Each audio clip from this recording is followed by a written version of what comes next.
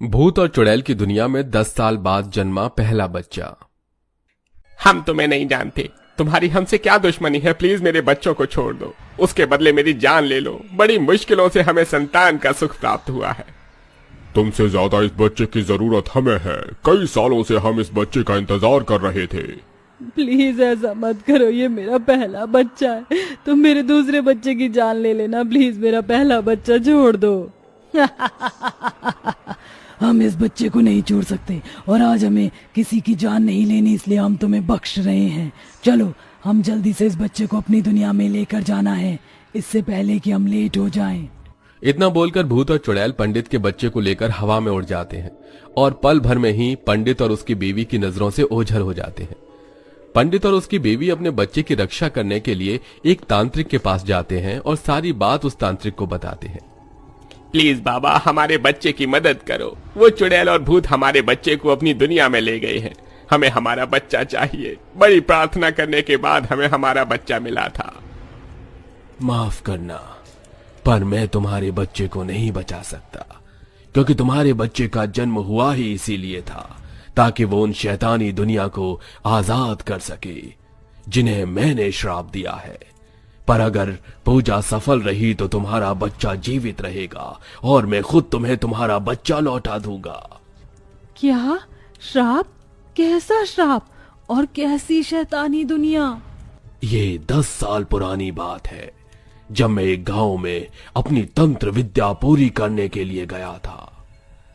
आधी रात को एक बड़े घने जंगल में, जहां चारों तरफ कोहरा ही कोहरा था और जानवरों की आवाज आ रही थी, वहां एक तांत्रिक कोई तांत्रिक पूजा कर रहा था। पर तभी वहां कुछ शैतान बच्चे आते हैं और तांत्रिक को परेशान करने लगते हैं।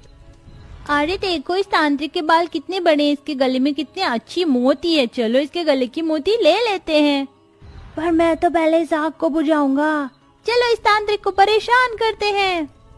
इतना बोलकर वो सारे बच्चे मिलकर तांत्रिक को परेशान करने लगते हैं, जिस वजह से उसकी तांत्रिक पूजा अधूरी रह जाती है और तांत्रिक गुस्से में आकर बच्चे और पूरे गांव को श्राप दे देता है।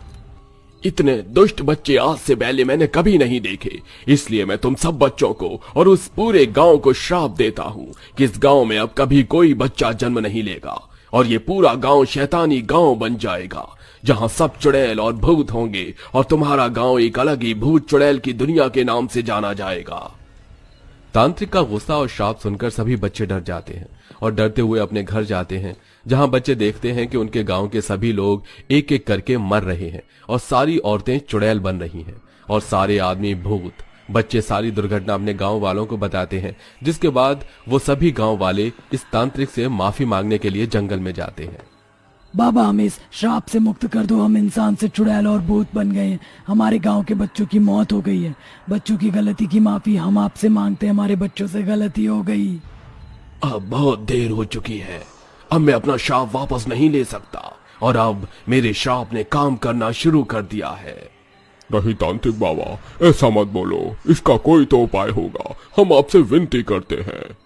एक उपाय है, अब तुम गांव वासी को इस श्राप से तभी छुटकारा पा सकते हो जब तुम किसी दूसरे गांव से नवजात शिशु को लेकर यहाँ आओ। पर याद रखना, उस नवजात शिशु के माथे पर काला टीका होना चाहिए और वह नवजात शिशु सिर्फ पूर्णिमा की रात को ही जन्म लेगा। तुम्हें सही बच्चे का चयन करना होगा, अब वही बच्चा तुम्हारे गांव को इस श्राप से तुम्हें आजाद कर सकता है। तांत्रिक गांव वालों को श्राप का तोड़ बताकर चला जाता है, जिसके बाद धीरे धीरे वहां के सभी लोग भूत और चुड़ैल में बदल जाते हैं और उनका गांव भूत चुड़ैल की दुनिया में बदल जाता है। इसी तरह से कुछ दिन बीत जाते हैं और एक एक करके चुड़ैल और भूत हर रात किसी दूसरे गांव जाते और नवजात बच्चे को उठाते। ऐसे ही एक रात नैना राम की औरत अपने छोटे से बच्चे को लेकर सो रही थी। तभी वहां एक चुड़ैल आती है। सुनिए जी, देखिए हमारे घर में चुड़ैल है। क्या चुड़ैल? एक चुड़ैल हमारे बच्चे से दूर हो? तू जानता भी है तू किससे बात कर रही है? मैं एक चुड़ैल हूँ और मैं यहाँ तेरे बच्चे को लेने आई हूँ। अगर तू मेरे रास्ते में आया तो मैं तुम दोनों को खत्म कर दूंगी। अगर अपनी जान प्यारी है तो चुपचाप अपना बच्चा मुझे दे दो। नहीं, मैं अपना बच्चा तुम्हें नहीं ले जाने दूंगी, चाहे मेरी जान ही क्यों ना चली जाए। ठीक है, तो मैं तुझे मार कर ही तेरा बच्चा ले जाऊंगी। इतना बोलकर फिर चुड़ैल अपने हाथ लंबे कर लेती है और दोनों पति पत्नी का गला दबाकर उन्हें मौत के घाट उतार देती है और उसके बच्चे को अपने साथ ले जाती है और अपनी दुनिया में आने के बाद उसी तांत्रिक को याद करते हैं। तांत्रिक बाबा, हम इस पूर्णिमा की रात को एक और नया बच्चा लाए हैं जिसके माथे पर काला टीका है। आकर पूजा करिए और हमें श्राप से मुक्त कीजिए ताकि हमारे गांव में भी बच्चे जन्म ले सके और हम फिर से इंसान बन सके। चुड़ैल और भूत के बुलाने पर तांत्रिक बाबा उनकी दुनिया में आता है और बच्चे को देख भूत और चुड़ैल से कहता है, ये वो बच्चा नहीं है जो तुम्हें श्राप से मुक्त कर सके। तुम एक बार फिर गलत बच्चा उठाकर लाए हो, या यूं कहूं कि अब तक उस बच्चे ने इस दुनिया में जन्म ही नहीं लिया। बाबा, क्या आप हमें बता सकते हैं कि वो बच्चा इस दुनिया में कब जन्म लेगा और हम इस श्राप से कब मुक्त होंगे? क्योंकि पिछले 5 सालों में हम हर पूर्णिमा की रात को जाकर बच्चे की तलाश करते हैं और बहुत सी गर्भवती औरतों को बचाते हैं, ये सोचकर कि शायद हमें वो बच्चा मिल जाए जिसकी हमें तलाश है। मैं खुद नहीं जानता, पर तुम्हें इसी तरह से कोशिश करनी होगी अगर इस श्राप से मुक्त होना है तो। इतना बोलकर तांत्रिक वहां से चला जाता है और इसी तरह से 1 साल और बीत जाता है और पूर्णिमा की रात आ जाती है। और ऐसे ही पूर्णिमा की रात एक गर्भवती औरत अकेली कुएं से पानी लेकर अपने घर जा रही थी। तभी वहां कुछ बदमाश आ जाते हैं। अरे दोस्तों देखो, आज बहुत दिनों बाद हमें हमारा शिकार मिला है। देखो, ये तो पूरी जेवर से लदी हुई है। चलो जल्दी से अपने सारे गहने निकालकर हमारे हवाले कर दो। नहीं, मैं अपने गहने तुम्हें नहीं दे सकती। ये मेरे माता पिता की आखिरी निशानी है। नहीं दे सकती तो मरने के लिए तैयार हो जा। गुंडे गर्भवती औरत के गहने लेने के लिए उसके ऊपर चाकू से वार करने लगते हैं, पर तभी उसके सामने चुड़ैल आ जाती है और उसके पसीने छूटने लगते हैं। कुछ देर बाद उसके पीछे भूत खड़ा हो जाता है और दोनों भूत चुड़ैल मिलकर उन दोनों लड़कों के हाथ पैर तोड़ देते हैं और बड़ी ही बेरहमी से उन्हें मौत के घाट उतार देते हैं। ये सब देख वो औरत जमीन पर गिर जाती है, जिस वजह से उसके पेट में चोट लग जाती है और उसे डिलीवरी पेन होने लगता है। कोई मेरी और मेरे होने वाले बच्चे की मदद करो। इस औरत की डिलीवरी होने वाली और आज पूर्णिमा है, कहीं ऐसा तो नहीं हम जिस बच्चे का इंतजार कर रहे हैं ये औरत उसी बच्चे को जन्म दे। तुम सही कह रही हो, हमें इसकी मदद करनी होगी। चलो अपनी भूतिया शक्ति से इसे अस्पताल लेकर चलते हैं।